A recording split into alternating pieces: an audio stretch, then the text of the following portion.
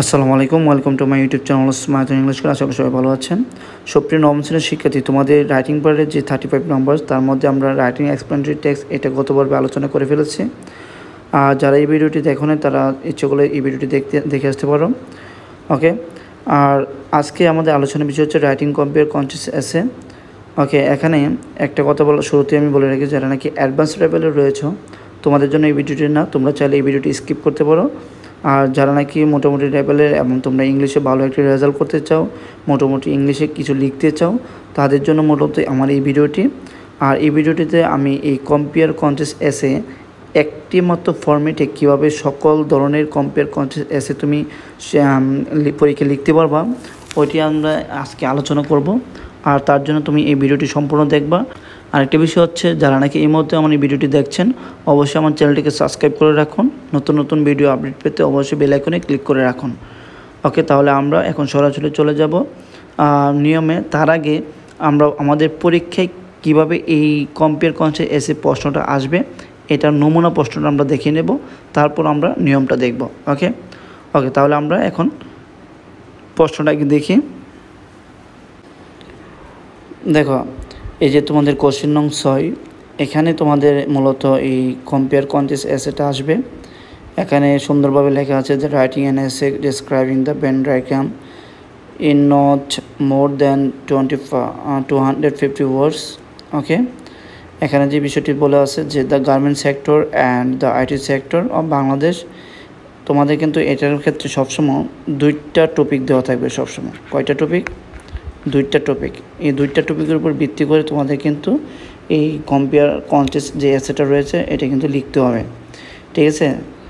আর এখানে দেখো, তোমাদের এখানে একটা নির্দেশনা দিয়ে দিয়েছে যে you should follow the instruction below. এখানে চারটা ইনস্ট্রাকশন দেওয়া আছে। এই চারটা ইনস্ট্রাকশন একটু দেখবা। তাহলে চলো এখন কিভাবে আমরা এই কম্পেয়ার কন্টেস্ট এসেটা খুব সহজেই শিখতে পারবো এবং পরীক্ষা আনসার করতে পারবো, ওই নিয়মটা আগে দেখব, ঠিক আছে? দেখো শিক্ষার্থীরা, এখানে তোমাদের সুবিধার্থে আমি এখানে একটা এক্সাম্পল দিয়ে তোমাদেরকে এটা বুঝিয়ে দেব। আর তার আগে বলে রাখি, তোমাদের কিন্তু বিভিন্ন ধরনের কন্টেস্ট এসে হতে পারে। যেমন অনেকের ক্ষেত্রে যেমন থাকতে পারে যে government school and private school এটা সম্পর্কে লেখো। আবার থাকতে পারে যে train journey and bus journey এটা সম্পর্কে লিখতে পারে। তারপরে তোমার থাকতে পারে যে organic food and non organic food এটার সম্পর্কে থাকতে পারে। যেমন তোমাদের পোস্টের মধ্যে দেখেছো যে তোমাদের গার্মেন্টস সেক্টর এবং আইটি সেক্টর সম্পর্কে বলে দিয়েছে। এরকমই তোমাদের দুইটা টপিক দেওয়া থাকবে। এই দুইটা টপিকের উপর ভিত্তি করে তোমাদের কিন্তু এই কন্টেস্ট এসে যেটা রয়েছে কম্পেয়ার কন্টেস্ট এসে এটা কিন্তু লিখতে হবে। তো এখানে আমি নমুনা স্বরূপ এখানে একটা নিলাম, সেটা হচ্ছে village life and city life, ঠিক আছে? তাহলে এখানে এই যে ভিলেজ লাইফ যেটা রয়েছে এটাকে তুমি ধরবা প্রথম অংশ, আর এই যে সিটি লাইফ যেটা রয়েছে এটাকে তুমি ধরবা দ্বিতীয় অংশ, ঠিক আছে? তো তোমাদের ক্ষেত্রে এরকম দুইটা টপিক দেওয়া থাকবে, দুইটা টপিকে দুইটা অংশ ধরবা। ওকে, তো দেখো এখানে আমি শুরুতেই এই যে প্রথমেই একটা গ্যাপ দেওয়া আছে, এরপরে একটা গ্যাপ দেওয়া আছে। তো এই প্রথম গ্যাপে হচ্ছে আমাদের প্রথম অংশ, আর দ্বিতীয় গ্যাপে হচ্ছে আমাদের দ্বিতীয় অংশ। ওকে, তাহলে আমরা প্রথম অংশ নেব প্রথম অংশ, দ্বিতীয় অংশ হচ্ছে দ্বিতীয় অংশ। যে কীরকমভাবে, যেমন আমরা নেব village life and city life are quite adequacy and particular. Both have some different advantages and disadvantages. However, both merits and demerits exist in এখানে তো খবর একটা গ্যাপ, এখানে একটা গ্যাপ। এই অ্যান্ড যুক্ত যেখানে তুমি গ্যাপ দেখবা, এর আগে হচ্ছে আমাদের প্রথম অংশ, এরপরে হচ্ছে আমাদের দ্বিতীয় অংশ। তার মানে হচ্ছে এই জায়গায় আমরা বসাবো হচ্ছে প্রথম অংশ, এই জায়গায় বসাবো আমরা দ্বিতীয় অংশ। ওকে, এরপরে দেখো, এরপরে এখানে both contribute on our advancement in the same way। এই জায়গাটা তুমি কী দেবা? এখানে দেবা প্রথম অংশ, ঠিক আছে?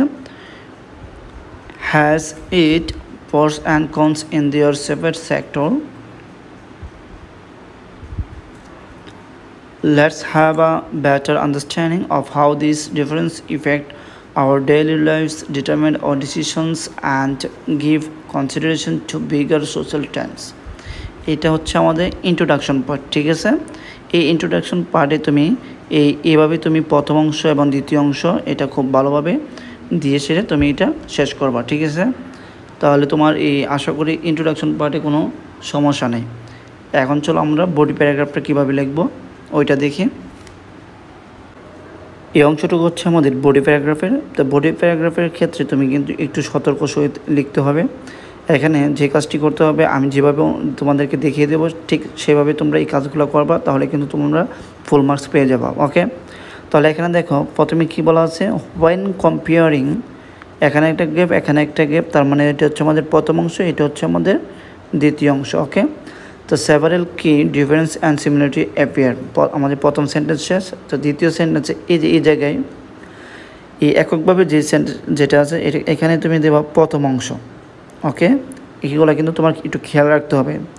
এখানে হবে তোমাদের প্রথম অংশ, তারপর তুমি লিখবা ইজ অফেন ফিচার্ড বাই, এই জায়গাটা তুমি কি লিখবা এটা একটু নোট করে নাও। এখানে তুমি লিখবা বৈশিষ্ট্য, কি লিখবা বৈশিষ্ট্য লিখবা। ওকে, হুইচ প্রোভাইড, এই জায়গাটা তুমি কি লিখবা, এখানে লিখবা তুমি সুবিধা, ঠিক আছে, সুবিধা। ওকে, এখন বলতে বলো যে স্যার আমি তো বৈশিষ্ট্যই জানি না, তাহলে আমি বৈশিষ্ট্য কী লিখবো, আমি সুবিধা জানি না, আমি সুবিধা কী লিখবো। ভিডিওর শেষে এই জায়গায় তুমি কী ধরনের বৈশিষ্ট্যগুলো ব্যবহার করবা, কী ধরনের সুবিধাগুলো তুমি ব্যবহার করবা, এই অংশটুকু আমি শেষে বুঝিয়ে দেব। ওকে, এখন শুধু তুমি নিয়মটা দেখো। এরপর দেখো অন দ্য আদার হ্যান্ড, এই জায়গাটা হচ্ছে আমাদের দ্বিতীয় যে অংশ, কারণ আমাদের প্রথম অংশের কিন্তু বৈশিষ্ট্য সুবিধা শেষ, এরপরে আবার দ্বিতীয় অংশের পরে এই জায়গাটা লিখবো আমরা দ্বিতীয় অংশের বৈশিষ্ট্য। ওকে, এটা হচ্ছে আমাদের দ্বিতীয় অংশ বৈশিষ্ট্য। এরপর লেডিং টু, এটা হচ্ছে আমাদের দ্বিতীয় অংশের সুবিধা। ওকে, এগুলো কিন্তু তুমি একটু খেয়াল করবা কোথায় কোনটা কী দিচ্ছি আমি।